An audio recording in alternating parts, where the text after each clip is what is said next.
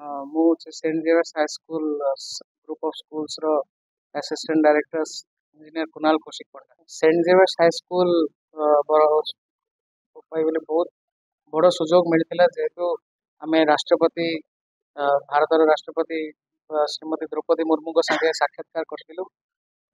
यही रक्षाबंधन उपलक्षे आमने राष्ट्रपति भवन विजिट करूँ एवं आमर स्कूल 5टी छुआ अपॉर्चुनिटी पाइथिले एवं राष्ट्रपति द्रौपदी मुर्मू मैडम को संगे सी समय करथिले एवं सी निजर मनर कथा रखिले मैडम को सामने। मैडम बहुत खुशी रे तांकर देइतिबा गिफ्ट एक्सेप्ट करथिले एवं हमको आशा अच्छी कि छुआ माने जो जो जाइथिले दिल्ली एवं राष्ट्रपति भवन विजिट करके आसिले बहुत नुआ नुआ जिनस शिखिचंती दुनियादारी शिखिबे।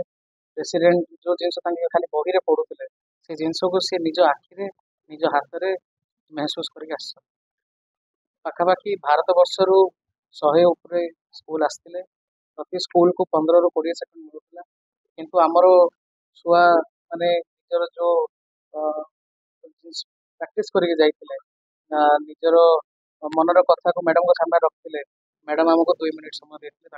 आसंता मास सेप्टेम्बर 15-16 रे सेंट जेवियर्स हाई स्कूल छुआ माने Indian space research organisation Satish Dhawan research centre Sriharikota visit कर स्कूल रो scientific case study and research study tour भावे आम ऑर्गेनाइज करूछु। सबुठ बड़ खुशी खबर है ओडिशा तरफ प्रथम स्कूल भावे saint Xavier's high school Sriharikota visit करिवो एवं राष्ट्र राष्ट्र भारत राष्ट्र पंचम स्कूल भावे सेंट जेवियर्स हाई स्कूल पिला मानक रिप्रेजेंट करिवो। सेप्टेम्बर मिड रे जिबे 15-16 रे एटू बाहर में पवित्र सबर मु नवम श्रेणी saint Xavier high school Meenakshi Nagar रे पढुछि। केबे जाइतिलो राष्ट्रपति पाखु कोन कहले राष्ट्रपति आ हमें 18 तारीख रे जाइथिलु आ 19 तारीख रे राष्ट्रपति भवन रे पहुंचिलु।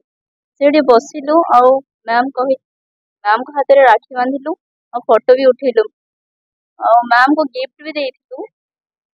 मैम को चित्र अंकन करी गिफ्ट देइथिलु आ मैम कहले कि तमे आउरी आगु को जाओ आ भल्लो पाठ पढ़ी कि देशर ना रखो। केमती देशर प्रथम नागरिक केमती फीलिंग बहुत भल लागिला आ मु केबे भाबी नथिले कि मु द्रौपदी मुर्मू मैम को सहित मिसिबी।